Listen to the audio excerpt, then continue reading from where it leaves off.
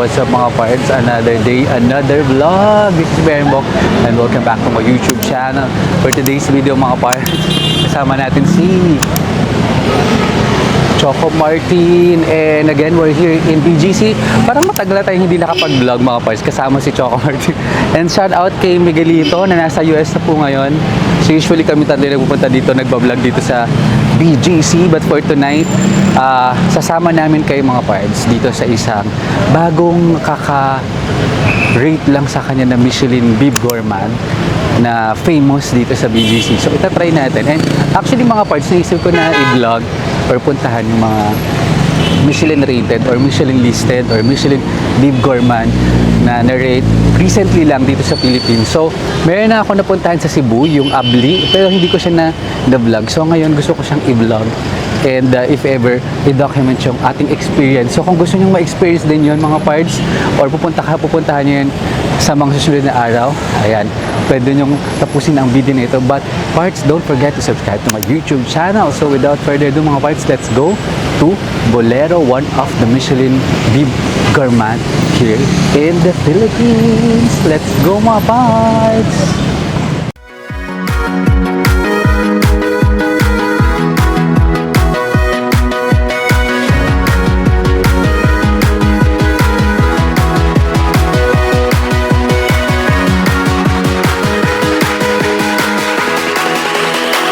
Dos, tres.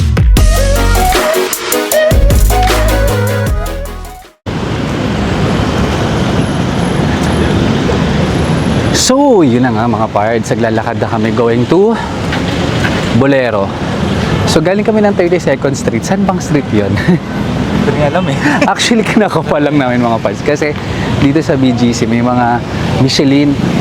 Meron din dito yung steak and fries. Michelin din siya. Michelin listed. And ito na mapupuntahan namin, since nag-dinner na kami, yung Bolero. Gusto naming matikman yung famous na cheesecake, which is highly rated. And I think yun yung na-rate din na Bib Gourmand. So ano ba yung Bib Gourmand? So pag ginugal nyo siya mga pards, so, ba merong mga Michelin stars? I think yun yung pinakamataas. And meron din na Michelin listed, meron din na Michelin Bib Gourmand. Yung stars, yun ata yung pinaka talagang masarap. And then talagang highly recognized. Yung Bib Gourmand naman is parang very high quality, and yung pagkain ay talagang masarap. Ay, anong difference? Parang parehas. I think yung Bib Gourmand is parang very high quality. Yun yung nabasa ko sa Google. Pag listed naman, I think parang taste at saka presyo. So, tingnan natin mga parts ng may babalitaan ko kayo. So, ngayon, tumawid muna tayo.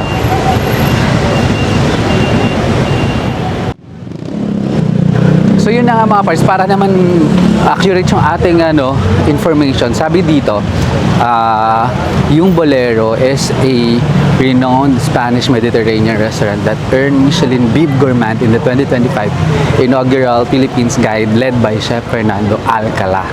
It offers modern European cuisine in a casual setting. So sabi dito, pag Michelin recognition, Bib Gourmand, it means high quality and good value cooking.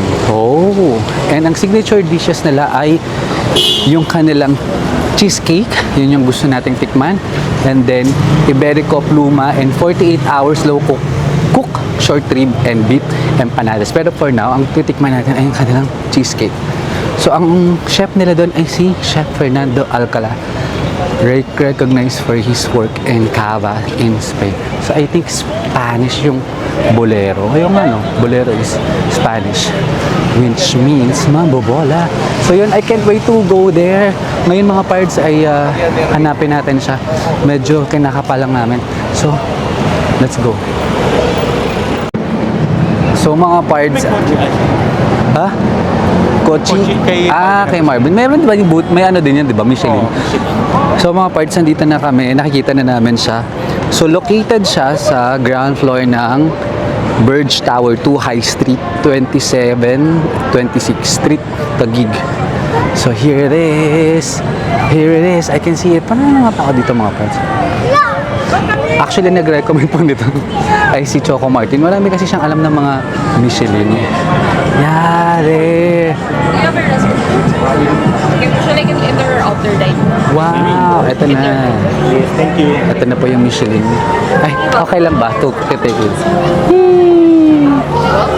Hello.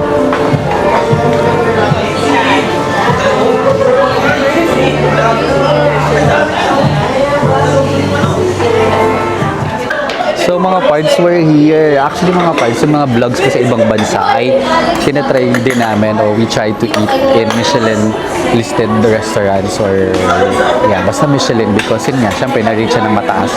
And ayan na, kami ni Choco Martin.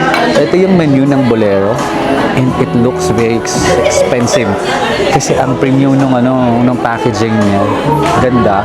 And look at the interior mga parts. So nice. And they also have parang bar over there. And leather seat. Tingnan yung mga table nila parang wood talaga and good ambiance. So, I think kasama din yan sa overall rating and all.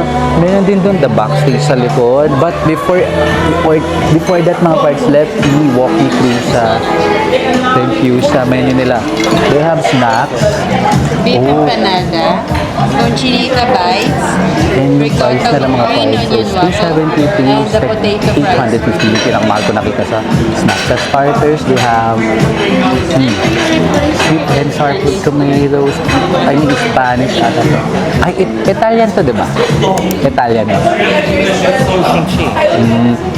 So yeah, ito yung presyo mga parts. So, i-post nyo na lang siya if you want to check that out. They also have rice and pasta, meat, seafood, and yung presyo na nag-range from 1,000 to 6,000. Depende siguro kung anong order. But I think okay dito if you were like craving for authentic Michelin quality food. So, may dessert sila and yun yung gusto talaga nating matry. Oh, champurrado. And yeah, wala yung cheesecake pero yeah, yun yung order natin. Anong in-order mo? Ano tayo? Try natin yung bestseller nila na Aba, thank you po sa magbabayad. By the way, ito po yung magbabayad. Gusto niya ito. kini ano. Kutsinilyo? Ha? Yung OND. Which one? Ah, Conchinita bite. okay. Light lang. Light. Kasi nga nag-dinner na kami mga parts. Ah, Spanish. This is Spanish pala. So yeah, tingnan natin yung orderin natin. And mga parts, abangan nyo kung masarap talaga. And experience namin. And of course, kung magkano yung magagastos namin in a Michelin Bib Gourmand restaurant here in the Philippines or here in BGC. And mga parts, if you're curious about their liquors and drinks menu, they have here a separate menu, red label menu, which they all have the spirits and all. So, nag-range yung presyo na actually mga parts, hindi siya malayo sa presyo ng common restaurant. 500 yung cocktails. And whiskey, it's 1,500, 700 per shot. And they have also the bottles, gin and tonic. And they all have some sorts of and varieties of wine and other. Ang dami. So, hindi kayo maubusan. And if you gusto nyo mag-chill with your friends and families, yeah, very good ambiance. So mga parts, dumating na yung in-order namin here. Ano to, Pap? Hindi, ano to? So actually, yung gusto lang namin tikman is yung famous nila na cheesecake. But si Choco Martin sa Crispy Cochinita bite. Crispy Cochinita Bites. Magkano siya? 690. One of your best sellers first na. Ah, eto, yung cheesecake, magkano? Wala dyan eh, no? Nandiyan ba? So ito, one of their best seller. The award-winning Spain is 590. 590. So, 690, 590 for this two. And nag-order din kami ng mga parts, nag-order din kami ng spirits or ng alcohol. So, titikman din natin kung medyo hindi siya parang match dito sa binili namin. So, tikman na rin natin kasi nga nandito na tayo. So, let's go! So, yeah. Ano po masasabi ni Choco Martin? Magaling kasi ito sa pagkain eh. Kaya, how was it? Good job. Better sa Amaretto. Really? So, ito na mga parts. Nag-order din kami ng Amaretto Sour. This is how much? 450. Eh, I'm so excited! Mga parts, tikman na natin. I can't wait to try. Ito muna try natin. Itong, crispy kuchi. Siyempre, huli natin yung, yung famous nila na cheesecake. So, ngayon, tikman muna natin. Ganito yung loob niya, mga parts. Ooh. Parang crispy siya, dahil crispy man. And then, i-dip natin here. And then, let's taste it.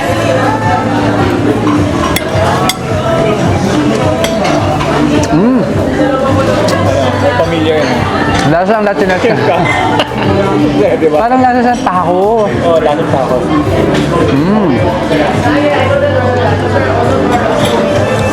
Ayan, dahil nandito tayo sa Michelin, hindi ako pwedeng magsabi ng masarap lang siya. So, kailangan i-digest natin yung lasa. I-describe natin. So, it's crispy on the outside. And it's very, very juicy in the inside. May mga bits or strand ng meat na parang lasa siyang tacos or nacho. Hindi siya maanghang, hindi rin siya maalat. Medyo may spice or kick ng konti. Yeah. And then, para siyang empanada yung taste niya or yun nga yung tacos ko na-imagine yung lasa niya.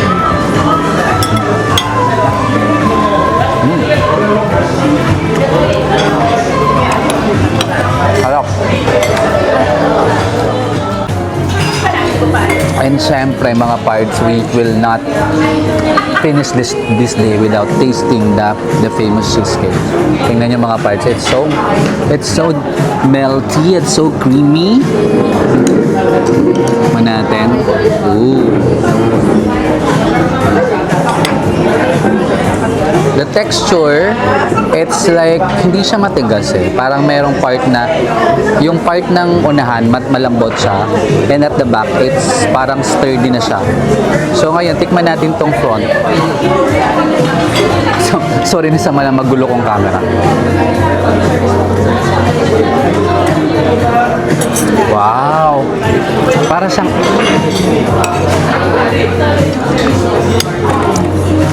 Gusto kong tikman yung nasa bandang likod. Kasi magkaiba siya eh. Ayun, matigas yung nandito.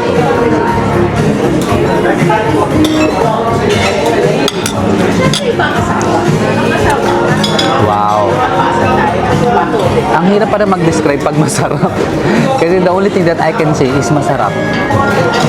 Pero mga parts, texture, it's very creamy. And then, ang dulas niya sa tang, yung suwabe siya pag kinain nyo. Hindi siya masyadong matamis. But, legit, mapipil mo talaga na high quality yung ingredients. Hence, it was rated as one of the Bib Gourmand. Though, in terms of price mga parts, medyo pricey siya, to be honest. Because this is just one slice for a 500 pesos. Bakit? If you are craving for a very high quality cheesecake. Oh, craving satisfied. Nice. Sarap. So mga pards, actually natikman ko na yung sa Amaretto Sour. So sobrang excited ko, nakalimutan ko kayong isama sa pagtikim. But titikman ulit natin siya. As I was saying to Choco Martin, mga pards, ang sarap niya. Sarap ng Amaretto Sour. So, for me, deserve niyang mabigyan ng Michelin Bib Gourmand because kahit yung drinks nila, mararamdaman mo, malalasahan mo na it's very high quality.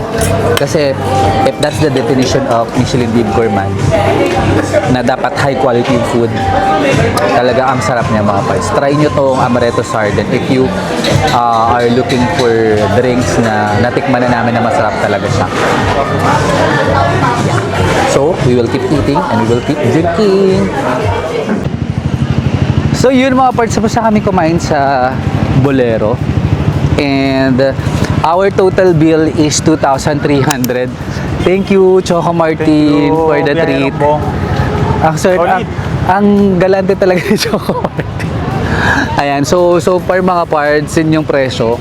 2,300 for two entry and 2 drinks. So for those vegetarian mga parts, hindi siya not so much, but dun sa mga nakakaluwag-luwag. And if you want some treat to yourself, cravings, and you can try Bolero. So, hopefully mga parts ay maisa-isa natin ang mga Michelin listed Bib Gourmand or stars dito sa BGC. So, kaya abangan nyo yan sa aking YouTube channel. Kaya don't forget to subscribe and like, comment down below mga parts if you still have some questions, and please follow me in my social media accounts, Facebook, Instagram, and TikTok. Also at Pierbong. And parts, don't forget to click the bell icon para like updated whenever I upload new videos. So yun mga parts, hanggang sa mga susunod kong YouTube videos, stay safe and healthy. Bye!